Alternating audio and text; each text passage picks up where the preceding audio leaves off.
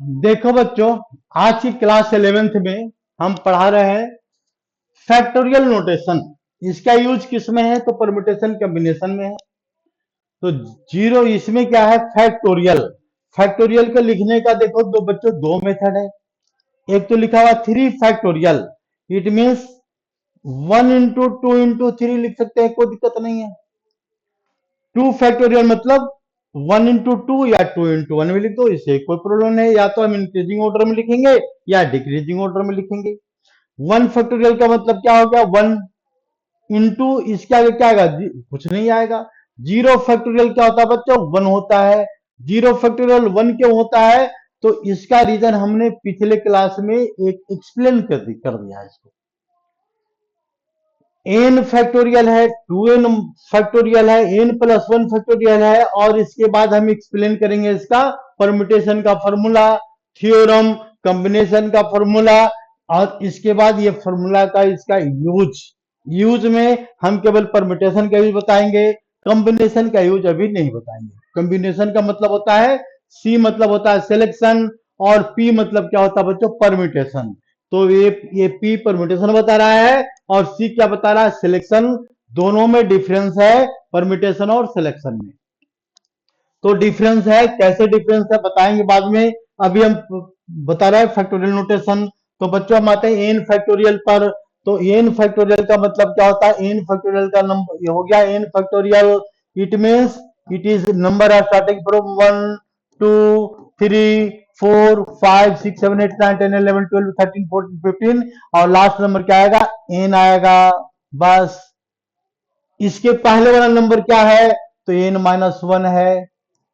इसके पहले वाला नंबर क्या है? तो n-2 होगा, यहां पर n-2। यानी इस तरह से हम इसको अरेंज लिख सकते हैं इसको। ये सिमिलरली 10 फैक्टोरियल क्या लिख सकते हैं बच्चों? तो 10 into 9 into क्या लिख सकते हैं? 8 into 7 लिखते चले जाओ, लिखते चले जाओ। 8 into 7 लास्ट नंबर क्या जाएगा? यहाँ पर 1।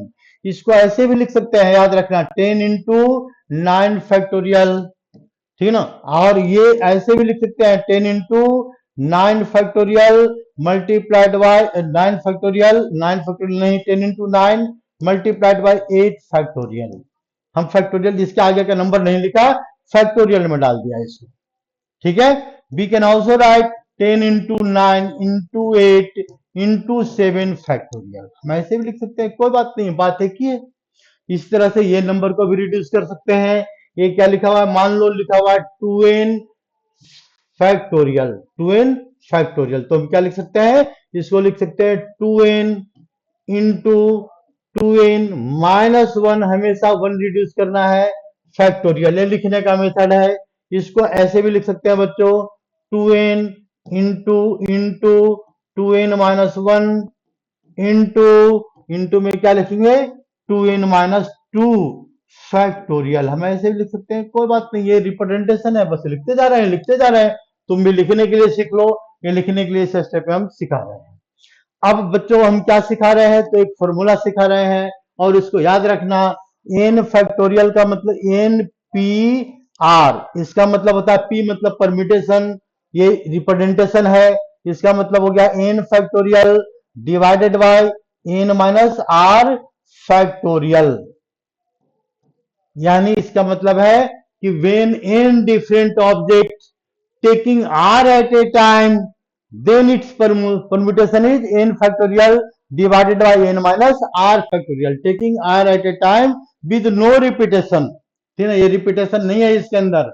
यानी ये number of, if number of n different object, different, इसको याद रखना, different object taking r at a time, taking r at a time, taking r at a time। एक बार हमने क्या लिया बच्चों? r ऑब्जेक्ट लिया है तो यहाँ पर n है, लेकिन लिया कितना है? r है। तो इसे भी क्लियर हो गया कि n की वैल्यू क्या होगा इसमें? r की वैल्यू क्या होगा इसमें? r की वैल्यू ये होगा must be less than equal to n। ये कंडीशन फॉलो करेगा। आर की वैल्यू क्या है बच्चों? इससे ग्रेटर नहीं है, एन से ग्रेटर नहीं, उल्टा लिख दिया, sorry. A r n is greater than equal to r, यानी इसको हम ऐसे लिख सकते हैं, ये हो गया। और हम ऐसे भी लिख सकते हैं आर की वैल्यू क्या है, आर की जो वैल्यू है एन से क्या होगा, एन, तो ये होगा, ये इक्वल तक आएगा, याद रखना यहाँ पर। ये एन की वैल्यू, आर की वैल्यू कभी भी एन से ग्रेटर नहीं होगा, कभी भी नहीं। और इसमें ये भी याद रखना है, आर की वैल्यू क्या होना चाहिए, आर की वैल्यू क्या होना चाहिए भाई, greater than equal to zero. हम यहां पर जीरो ले लें, निगेटिव नहीं लेना है। इस कंडीशन में ये फॉर्मूला अप्लाई हो जाएगा। और with no repetition, without repetition, इसको बोलते हैं विदाउट रिपीटेशन, रिपीटेशन, रिपीटेशन, इसमें रिपीटेशन नहीं हो रहा है, तब ये फॉर्मूला अप्लाई होगा। एक फॉर्मूला होता है बच्चों परम्यूटेशन का, और दूसरा फॉर्मूला होता है कॉम्बिनेशन का। कॉम्बिनेशन को हम क्या लिखते हैं, एनसीआर। एनसीआर का फॉर्मूला क्या होता है, n factorial divided by n minus r factorial और इनटू आर फैक्टोरियल, ये फॉर्मूला होता है कॉम्बिनेशन का। इसका मतलब है, जरा ध्यान से देखो, ये वाली वैल्यू क्या है, ये वाली वैल्यू है एनपीआर, है ना, बिल्कुल लिख सकते हैं इसको nPr, permutation of n, n और आर, ये लिख सकते हैं, ऐसे भी लिख सकते हैं, कोई दिक्कत नहीं है। डिवाइडेड बाय आर फैक्टोरियल, ये तो कॉम्बिनेशन का दूसरा फॉर्मूला हो गया, जो देखने में बिल्कुल एक ही टाइप का है, दोनों सॉल्यूशन सेम बताएगा। It is the formula of combination. तो अब आते हैं बच्चों हम थ्योरम पे। थ्योरम का स्टेटमेंट क्या है, जरा देखो। थ्योरम के पहले एक क्वेश्चन ये है बच्चों, याद रखना कि 3 factorial plus 4 factorial equal to 7 factorial is, तो नो, इसका आंसर क्या आएगा, नो आएगा। अब रीजन नो आएगा तो इसका प्रूफ चाहिए, तो प्रूफ में क्या करो, एक बार हम एलएचएस लेते हैं और एक बार आरएचएस लेते हैं। एलएचएस क्या रहा है, 3 फैक्टोरियल और प्लस 4 फैक्टोरियल आ रहा है। 3 फैक्टोरियल मतलब क्या हो गया, 3 इंटू 2 इंटू 1 और into 1, 3 into 2 into 1 plus 4 into 3 into 2 into 1। तो इसको जब सोल्व करेंगे तो ये आ गया 6 और ये कितना आ गया 24। तो आंसर कितना आ गया 30। एलएचएस में 30 आ रहा है बच्चों। आरएचएस में देखो ध्यान से, तो आरएचएस में क्या आ रहा है 7 फैक्टोरियल, तो 7 फैक्टोरियल क्या क्या लिख सकते हैं, 7 इंटू 6 लिख सकते हैं, इंटू 5 फैक्टोरियल लिख देते हैं, कोई बात नहीं है। तो ये कितना आ गया 42, 42 तो यही आ गया। और 5 फैक्टोरियल कितना होता है 120 होता है, तो 120 होता है तो बहुत बड़ा नंबर आ गया, यानी दोनों इक्वल नहीं है, यानी therefore we can say that 3 factorial plus 4 factorial not equal to 7 factorial, याद रखना है ना। कोई भी ये हमेशा रूल हो वैलिड होगा ये, तो कोई भी नंबर ले लेंगे यहाँ पर, क्या लेते हैं यहाँ पर 10 फैक्टोरियल और प्लस 12 फैक्टोरियल, तो नॉट इक्वल टू 22 फैक्टोरियल। ये सम का प्रॉपर्टी फॉलो नहीं करता है, ऐसे डायरेक्ट सम मत कर देना इसमें, इसमें हमने प्रूफ करके बता दिया इस क्वेश्चन। नेक्स्ट क्वेश्चन पर आते हैं बच्चों। नेक्स्ट क्वेश्चन में देखो क्या कहता है, ये देख लो। ये क्या करता है, कंप्यूट, क्या कंप्यूट करना है, 10 factorial divided bye 8 factorial upon 2 factorial. हमको इसको प्रूफ करके बताना कि इसकी वैल्यू क्या है। तो बताना है तो बहुत अच्छी बात है। तो देखो शॉर्टकट मेथड, ये दोनों में से ग्रेटर कौन सा, सबसे बड़ा नंबर ये है, सबसे छोटा नंबर ये है, ये बीच का नंबर है। तो हम इसको रिड्यूस करेंगे बच्चों। ये इसे कैंसिल कब होगा, जब हम इसको रिड्यूस करेंगे। 10 फैक्टोरियल को देखो लिखते हैं 10 इंटू 9, एक रिड्यूस किया तो 9 आ जाएगा। और इसके बाद एक और रिड्यूस करेंगे तो क्या आएगा 8 आएगा। फिर हम आगे रिड्यूस नहीं करना चाहते हैं तो 8 फैक्टोरियल लगा दो, छोड़ दो, हमने रिड्यूस नहीं किया। डिवाइडेड बाय, डिवाइडेड बाय क्या लिखे यहाँ पर 8 factorial, 8 factorial multiplied by 2 factorial, 2 into 1, 2 factorial, factorial हटा दिया, इसलिए हटाया कि देखो ये वाला नंबर इसे कैंसिल, ये नंबर कैंसिल। तो आया क्या है इसका आंसर 10 इंटू 9 अपॉन 2 और इसके बाद आ गया 45। ये तो हुआ गया एक मेथड। दूसरा मेथड में क्या है बच्चों, अगर टाइम पास करना है तो बहुत अच्छा मेथड है टाइम पास करने का। 10 into 9 into 8 into 7 into 6 into 6 into 5 into 4, ये टाइम पास करने का मेथड है और कुछ नहीं है। इंटू 1 भी लिख सकते हैं। डिवाइडेड बाय 8 और इंटू 7, 8 फैक्टोरियल को रिड्यूस कर रहे हैं, 8 into 7 into 6 into 5 into 4 into 3 into 2 into 1 into फिर क्या लिखा हुआ 2 फैक्टोरियल। तो 2 फैक्टोरियल क्या क्या लिखेंगे 2 इंटू 1 लिख दिया हमने सारा। अब इसको कैंसिल करना शुरू करते तो ये इससे कैंसिल, ये इससे कैंसिल, ये इससे कैंसिल, ये इससे कैंसिल हो गया बच्चों, ये इससे कैंसिल हो गया, ये 3 से 3 कैंसिल हो गया, 2 से 2 कैंसिल हो गया, 1 का कोई लॉजिक ही नहीं बन रहा है। तो बचा क्या, 90 इंटू 90, 90 अपॉन 2 बच गया, तब भी आ रहा है 45। ये टाइम पास करने वाला मेथड है, ये समझने वाला मेथड है। क्वेश्चन इसी मेथड से सोल्व करने की कोशिश करना, टाइम पास करने से कुछ नहीं मिलता जिंदगी में, है ना। टाइम पास करेगा तो सब दिन बैठ करके टाइम पास करते रहो, कुछ नहीं मिलना जिंदगी में। पढ़े लिखेगा तो जिंदगी में कुछ मिलेगा भी। तो देखो नेक्स्ट क्वेश्चन पर आओ बच्चों, ये क्या लिखा हुआ है, 1/6 factorial upon 1/7 factorial equal to x/8 factorial, find the value of x, it is your question. और ऐसे क्वेश्चन का सिंपलीफिकेशन के लिए टाइम पास वाला मेथड सही नहीं होगा। इसमें क्या करना है, देखो 6 है, 7 है, 8 है, इसमें से सबसे छोटा नंबर है, सबसे बड़ा नंबर है, तो इस वाले सबसे बड़े नंबर को रिड्यूस करेंगे कहां तक, 6 फैक्टोरियल तक इसको रिड्यूस करना है।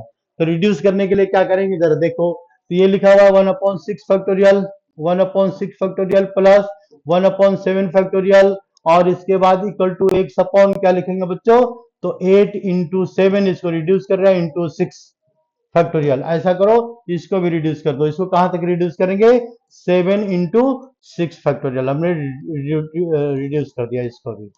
तो देखो 6 यहाँ भी है, 6 फैक्टोरियल यहाँ भी है, 6 फैक्टोरियल यहाँ भी है, ये तीनों से कैंसिल करेंगे तो 1/7 इज इक्वल टू x/56।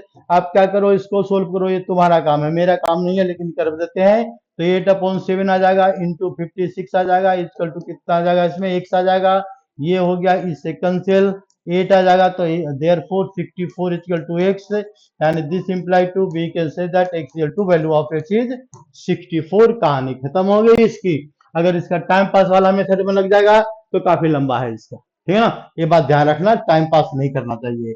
तो इसके बाद देखो, एक थ्योरम है बच्चों, थ्योरम, ये कोशिश, ये तो फॉर्मूला हमने बता दिया अभी, तो इसको हटाते हैं और हम थ्योरम को समझाते हैं। थ्योरम क्या कहता हूं, थ्योरम को बहुत आराम से समझाएंगे और इसको आराम से तुम लोग को समझना भी है। तो इस थ्योरम फर्स्ट में क्या कर रहा है, number of permutation of n different object, different object, object अलग अलग होना चाहिए, कितने होना चाहिए, एन है मान लो, और taking r at a time, हम एक टाइम में एन, मान लो एन की वैल्यू अगर 10 गिवन है, तो इसमें से हम क्या करेंगे, आर की वैल्यू या तो 1 सेलेक्ट करो, या 2 सेलेक्ट करो, या 3 सेलेक्ट करो, कुछ भी, आर की वैल्यू 1, 10 से ज्यादा नहीं होनी चाहिए, बात ध्यान रखना, 10 से ज्यादा पॉसिबल ही नहीं है, क्योंकि ऑब्जेक्ट कितना है, डिफरेंट एन है। तो इस कंडीशन में टोटल परम्यूटेशन जो होगा क्या होगा, total, it means object do not repeated, ये भी बात ध्यान रखना, रिपीट नहीं होनी चाहिए, रिपीट का थ्योरम अलग है, नॉन रिपीटिंग का थ्योरम अलग है। तो ये क्या है, नॉन रिपीटिंग वाला थ्योरम है, तो इसका आंसर क्या आएगा, तो सीधा आंसर आएगा N, n-1, n-2, n-3, n-4, n-5, n-r+1 तक आएगा। ये क्या कहता है थ्योरम, जरा इस थ्योरम और थोड़ा सा और अच्छी तरह समझ ले। ये थ्योरम में क्या कहता है कि मान लो if you are given 3 different object, मतलब एन की वैल्यू हमने 3 डिफरेंट ऑब्जेक्ट लिया, और ऑब्जेक्ट कौन सा लिया, ए, 3 नहीं लेते हैं, 4 लेते हैं, ठीक है, ये 4 ऑब्जेक्ट लिया हमने, ठीक है। और एन की वैल्यू क्या लिया हमने, आर की वैल्यू यानी सिलेक्शन, 4 ऑब्जेक्ट गिवन है, उसमें से हमने 4 में से 2 ऑब्जेक्ट को एक बार में लिया, taking r at a time. तो बताना है 2 ऑब्जेक्ट का अरेंजमेंट बताना है, तो अरेंजमेंट कितना आएगा बच्चों, यहां पर क्या कर रहा है, विदाउट रिपीटिंग, विदाउट रिपीटिंग। तो देखो पहले एक्सरसाइज में हमने क्या बताया था, 2 ऑब्जेक्ट लेना है, तो हमने बताया था मल्टीप्लीकेशन का थ्योरम, इस थ्योरम को ये भी वेरीफाई करेगा। तो पहले केस में यहां पर कितने बेस से ले सकते हैं, तो देखो यहां पर 4 बेस से ले सकते हैं भाई, क्योंकि 4 ऑब्जेक्ट गिवन है, ऑब्जेक्ट कौन सा है, ए, बी, सी, डी, 4 ऑब्जेक्ट है, और repetition note, do not repeated, तो यहां पर 4 में से कोई भी एक ले लेंगे, यानी यहां पर आएगा 4 बेस। फिर दूसरे का परम्यूटेशन करेंगे तो क्या आएगा, इसमें 3 बेस, टोटल आंसर कितना आ गया, 12 आ गया, कहानी खत्म हो गई। लेकिन इसी थ्योरम को हम इसमें 33 समझ सकते हैं बच्चों, कैसे समझेंगे, तो देखो फिर से समझा रहे हैं इसको।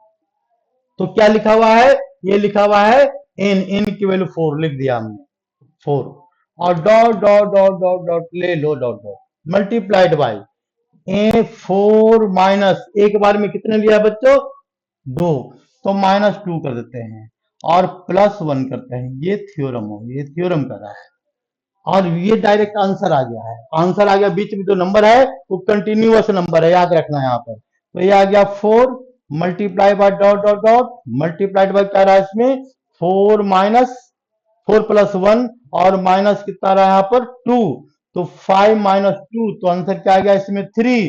तो 4 के बाद तो 3 ही आता है, तो यानी इसका मतलब इसका आंसर आ गया 4 इंटू 3, आंसर आ गया 12।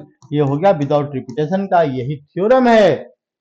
रिपीटिंग का थ्योरम अलग है, थ्योरम नंबर 2 है, थ्योरम नंबर फर्स्ट आ गया। इसको और अगर समझना है बच्चों तो हम एक एग्जांपल और ले लेते हैं, कोई बात नहीं है, देख लो एक एग्जांपल और ले लेते हैं।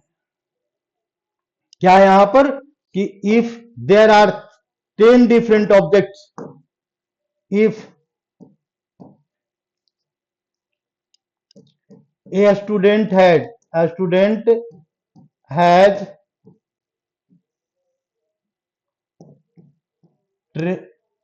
shirts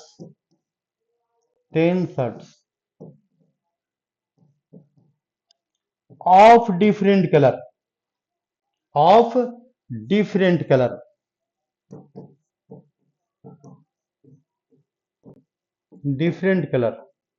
सारे शर्ट से डिफरेंट कलर के हैं, तो उसके पास 10, अगर लेकिन कलर क्या, शर्ट कैसा है, डिफरेंट कलर का है, तो how many ways they can dress up, how many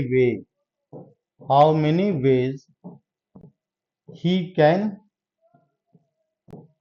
dress up.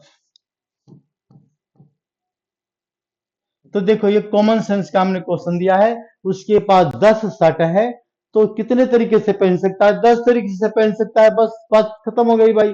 तो यानी एक बॉक्स बनाएंगे यहां पर, देख लो, तो एक मतलब हमने सिलेक्शन किया, एक का एक दिन में एक ही शर्ट पहनेगा, तो एक शर्ट पहनेगा, तो ये क्या होगा, 10 कलर है उसके पास, तो 10 में से 10 पहन ले, 10 मतलब अलग अलग तरीके से पहनेगा, तो 10 वेज हो गया, इसका मतलब हो गया 10 वेज, इसका आंसर आ गया। अब इसी थ्योरम को हम इससे, इसी क्वेश्चन को इससे सोल्व करना चाहते हैं बच्चों। तो देखो ध्यान से, पहले क्या लिख देंगे, ध्यान से देखो, 10 शर्ट ले लिया हमने, 10 ले लिया, ठीक है ना, और मल्टीप्लाई, ये मल्टीप्लाई किससे करेंगे, तो इंटू इंटू इंटू, तो क्या आ जाएगा इसका, 10 में से कितने सेट लिया है बच्चों, 10, माइनस कितने सेट लिया यहां पर, तो 10 माइनस, एक बार में एक सेट पहनेगा तो 1, -1, आर की वैल्यू, सिलेक्शन की वैल्यू, आर की वैल्यू क्या है इस क्वेश्चन में, तो 1 है, और +1, तो सिंप्लीफाई करेंगे, तो 10 से स्टार्ट हो रहा है, इसका मतलब ये बीच में गैप है, लास्ट में 10 है, तो यानी इसका मतलब क्या है, बीच वाला गैप में कोई नंबर कंटिन्यूअस होना चाहिए, तो 9 भी नहीं आएगा, 10 भी नहीं आएगा, कुछ भी नहीं आएगा, तो यानी ए भी, इसका मतलब क्या है, अब ध्यान से लॉजिक अप्लाई करो तो ये भी नहीं आएगा, तो इसका कितना आंसर रहेगा, 10 वेज आएगा, सीधा सीधा 10 वेज लिख देंगे, कहानी खत्म। तो ये भी 10 और ये भी यहाँ भी 10 बता रहा है, तो एक ही नंबर आएगा ना, तो 2 नंबर तो नहीं आ सकता, तो यानी इसको हम ऐसे क्वेश्चन को सॉल्यूशन करेंगे, तो ध्यान रखना डिफरेंट कितने हैं और एक बार में यूज कितना किया है, दो बात पर ध्यान रखना है, ठीक है ना, तो ये थ्योरम तब वैलिड होगा, ठीक है ना, ऐसा मत कर देना 10 इंटू 10 100 कर देना, ऐसा नहीं होगा, ठीक है ना, ध्यान रखना इसमें। इसके बाद फिर देखो दूसरे सेकंड थ्योरम में क्या कहता है, number of permutation of n different object taking r at a time, repetition is allowed, उसमें क्या है, रिपीटेशन अलाउड कर रहा है, ऑब्जेक्ट कितने दिया हुआ है यहाँ पर, एन है, और उसको हम क्या करेंगे, तो ऑब्जेक्ट एन है, तो ये थोड़ा सा अलग क्वेश्चन लेते हैं, तो मान लो ये क्या लिखा हुआ है, ये जी 1 1 2 3 4 5, ये आर ऑब्जेक्ट है, taking r at a time मतलब टेकिंग 3 एट ए टाइम, एक बार में 3 लिया है हमने, तो बताना इसका परम्यूटेशन कितना होगा, तो where repetition is allowed, repetition allowed है, तो इसका अगर थ्योरम याद है बच्चों, तो आंसर क्या आएगा इसका, ये कितने ऑब्जेक्ट है, 1 2 3 4 5 है, 5, एक बार में कितना लिया है, तो 1 2 3, तो आंसर कितना आ गया 5 3 5 इंटू 5 इंटू 5, यानी आंसर कितना आ गया, वो 125। ये तो हो गया तुम्हारा थ्योरम के मेथड से। अगर बिना थ्योरम के समझना चाहता है, बिना थ्योरम का भी सोल्यूशन है इसका, बिना थ्योरम का सोल्यूशन क्या कहता है, कॉमन सेंस लगाओ, तो कॉमन सेंस में क्या लगाएंगे कि यहां पर कितने बेस से लेंगे बच्चों, 5 बेस से। फिर क्या कर रहा है, रिपीटेशन अलाउड, मान लो हमने यहां पर ले लिया 4, ये 3 ले लिया, ठीक ना।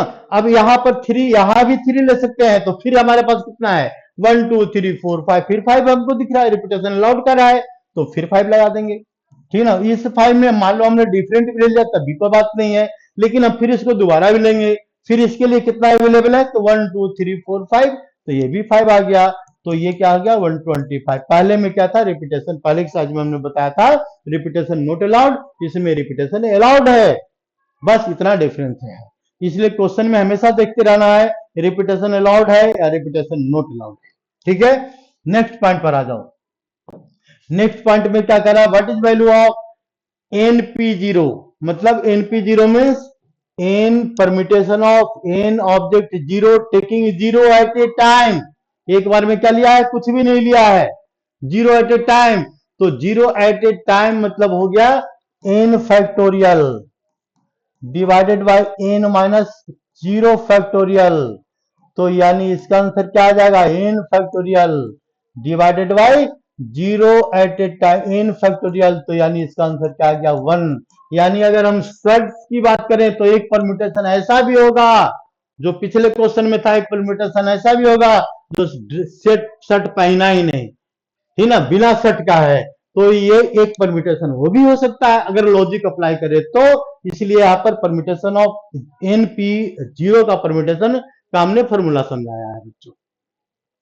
तो देखो ध्यान से, npn का फॉर्मूला क्या होता है, तो वही बात हो गई, n factorial upon n minus n factorial, formula apply कर देंगे तो इसका आंसर कितना आ जाएगा, n फैक्टोरियल, और जीरो फैक्टोरियल, तो जीरो फैक्टोरियल क्या होता है, 1 होता है, तो n फैक्टोरियल इसका आंसर आ गया, क्वेश्चन सॉल्व हो गया, बस बात खत्म हो गया।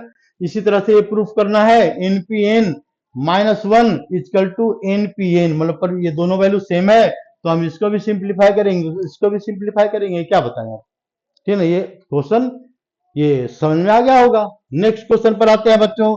नेक्स्ट क्वेश्चन में क्या कह रहा है, क्वेश्चन दिया हुआ है क्या कि 4pr equal to 6/5 pr minus 1, what is find the value of r, r की वैल्यू फाइंड आउट करना है। यानी इसका मतलब है इस क्वेश्चन में हम परम्यूटेशन का फॉर्मूला अप्लाई करेंगे, सिंपल सी बात है, तो हम क्या लिख सकते हैं, 5 मल्टीप्लाइड बाई p4r, ऐसे भी लिख सकते हैं, कोई दिक्कत नहीं है, equal to 6 multiplied by 5pr, we have to find the value of r, 5r minus 1, r की वैल्यू फाइंड आउट करना है, ये परम्यूटेशन का फॉर्मूला अप्लाई करना है। पहले इसको अप्लाई करेंगे बच्चों, तो ये लिखेंगे 5 4 factorial divided by 4 minus r factorial, इसका काम खत्म, equal to 6 multiplied by 5 factorial divided by 5 minus, इसको ध्यान से लिखना पड़ेगा बच्चों, r माइनस 1 गिवन है यहाँ पर, r माइनस 1, और इसके बाद फिर क्या लिखा हुआ है, r माइनस 1 गिवन है, और क्या गिवन है, तो फैक्टोरियल आएगा, पूरे के साथ फैक्टोरियल आएगा यहाँ पर, ठीक है, बिल्कुल ठीक है। तो 5 multiplied by 4, 5 multiplied by 4 factorial. अब यहाँ पर ध्यान देना बच्चों, इसको रिड्यूस करेंगे क्योंकि ये नंबर क्या है, ग्रेटर है, और रिड्यूस कहां तक करेंगे, तो 5 तक रिड्यूस करेंगे, एक तरीका ये भी है। ऐसे देखो तो ध्यान से देखो तो दोनों ऊपर का वैल्यू सेम दिख रहा है, बिल्कुल सेम दिख रहा है, लेकिन हम क्या करेंगे, तो देखो 4 माइनस आर लिखेंगे, 4 minus r factorial is equal to 6 into 5 into 4 factorial divided by, किससे डिवाइड करेंगे इसको, तो यार ये लिखेंगे, तो 5 माइनस माइनस प्लस, तो 6 माइनस आर फैक्टोरियल। अब देखो बच्चों क्या करना है कि जो दोनों में से ग्रेटर है इसको रिड्यूस करना है, तो ये दोनों में से कौन सा ग्रेटर है, ये वाला ग्रेटर है, इसको रिड्यूस करना है, एक एक 1 1 रिड्यूस करते चले जाओ, तो 4 फैक्टोरियल से 4 फैक्टोरियल कैंसिल, 5 से 5 भी कैंसिल हो गया, कोई बात नहीं है। अब इसके बाद क्या करेंगे, अब इसको हम सोल्व करेंगे, तो सिंप्लीफिकेशन क्या बता रहा है, जरा ध्यान से देखो, ये क्रॉस मल्टीप्लाई भी कर सकते हैं, तो लिख देंगे यहाँ पर 6, देखो ये 6, इसको यहाँ लिख 6 minus r factorial is upon, upon में क्या लिखेंगे यहाँ पर, जब तक फैक्टोरियल नहीं हटेगा तो याद रखना सॉल्यूशन नहीं हो सकता, तो हम फैक्टोरियल हटाने के लिए क्या करते हैं, फैक्टोरियल को एक तरफ कर लिया हमने, बाकी नंबर को हमने एक तरफ कर दिया, बस इतना ही तो बचा। इसको रिड्यूस करेंगे तो क्या लिखे यहाँ पर 6 minus r into 5 minus r into into जरा देखो लिखो बच्चों क्या आ रहा है रिजल्ट। ये रिजल्ट में देखो ध्यान से क्या आ रहा है यहाँ पर 6 minus r into 5 minus r multiplied by divided by किसे डिवाइड करेंगे इसको divided by 4 minus r factorial और मल्टीप्लाइड किसे करेंगे मल्टीप्लाई फैक्टोरियल तो लिखा नहीं फैक्टोरियल इजकल टू क्या लिखेंगे यहाँ बच्चों यहाँ पर 6 लिखेंगे तो इसको एक और रिड्यूस करो एक और क्या रिड्यूस करेंगे 4 माइनस आर फैक्टोरियल इसको हमने रिड्यूस कर दिया। रिड्यूस करने के बाद देखो ध्यान से क्या बच गया 6 बच गया। तो 6 बचने के बाद अच्छा एक मिनट आ रहा है एक मिनट बेटा को जगह बेटा को ये दोनों कैंसिल हो गया बच्चों। तो कितना आ गया इसमें 30 इसको आ जाएगा इसमें 6 माइनस आर और इंटू 5 माइनस आर और ये आ रहा है कितना और ये आ रहा है इसमें 6 आ रहा है बच्चों 6 आ रहा है और ये 5 कहाँ हो गया 6 आ रहा है। अब इसको सिंप्लीफाई करेंगे लास्ट क्वेश्चन ये कितना लिखेंगे यहाँ पर 30 माइनस 11 इसको सोल्व करेंगे तो 11 आर और प्लस क्या लिखेंगे यहाँ पर plus r square equal to क्या आ जाएगा यहाँ पर 6 आ जाएगा। अब इसके बाद इसको सिंप्लीफाई करो और इसके बाद इसमें आर की वैल्यू क्या आ जाएगा इसमें आर का आंसर आ जाएगा देख लो ये ठीक ना। कैलकुलेशन ध्यान से करना शायद हमसे भी गलती हो गई होगी लेकिन इसमें आज क्वाड्रेटिक इक्वेशन में कन्वर्ट कर दिया बाकी इस क्वेश्चन को हम इसको सोल्व कर सकते हैं कोई दिक्कत नहीं है। नेक्स्ट क्वेश्चन लेते हैं बच्चों ये क्या लिखा हुआ है n p r upon n minus 1 P4 equal to 5/30 find the value of n की वैल्यू फाइंड आउट करना है। तो चलो इसको हम सही से सोल्व कर देते हैं। तो क्या लिखे यहाँ पर एन फैक्टोरियल पहले फॉर्मूला अप्लाई करेंगे इसका एनपीआर का n factorial upon n minus 4 factorial हमने इसको लिख दिया NP4 को डिवाइडेड बाय किससे डिवाइड करेंगे इसको divided by n minus one n minus one. चलो छोड़ो बाद में बना लेंगे तो वीडियो ही लो इतना मेहनत से पढ़ाते हैं इसके बाद